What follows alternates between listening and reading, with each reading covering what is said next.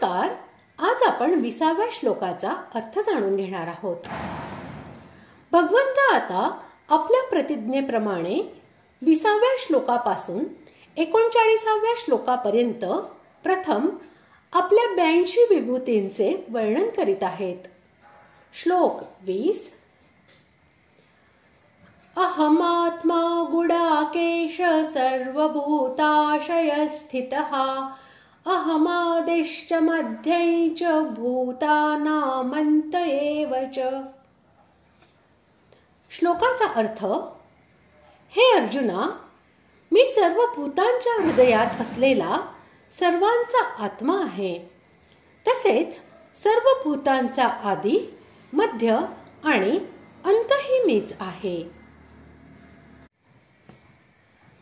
निद्रेला गुडाका असे म्हणतात.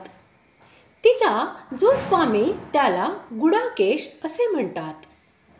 भगवंत अर्जुनाला गुडाकेश या नावाने संबोधित करून हा भावार्थ दाखवित आहेत की तू निद्रेवर विजय प्राप्त केलेला आहेस, म्हणून तू माझा उपदेश धारण करून अज्ञान निद्रेलाही जिंकू शकतोस.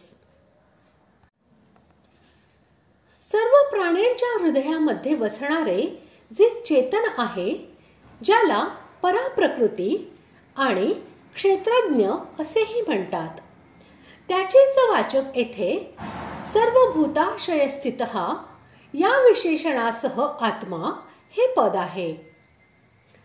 तो भगवंताचाच अंश असल्यामुळे तो वस्तुतः भगवत स्वरूपच होय. म्हणून भगवंतांनी म्हटले आहे की तो आत्मा मी आहे. चराचर अशा समस्त देहधारी प्राण्यांचे वाचक येथे भूतानाम हे पद आहे. सर्व प्राण्यांचे सृजन, पालन आणि संहार हे भगवंतांपासूनच होते. सर्व प्राणी भगवंतांपासूनच उत्पन्न होतात.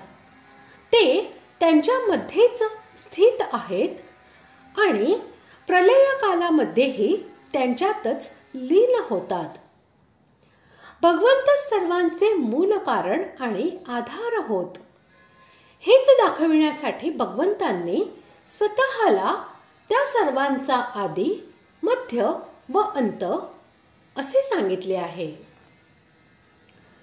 अशा प्रकारे आज आपण 20व्या श्लोकाचा अर्थ जाणून घेतला. पुढील भागात आपण 21व्या श्लोकाचा अर्थ जाणून घेणार आहोत. धन्यवाद.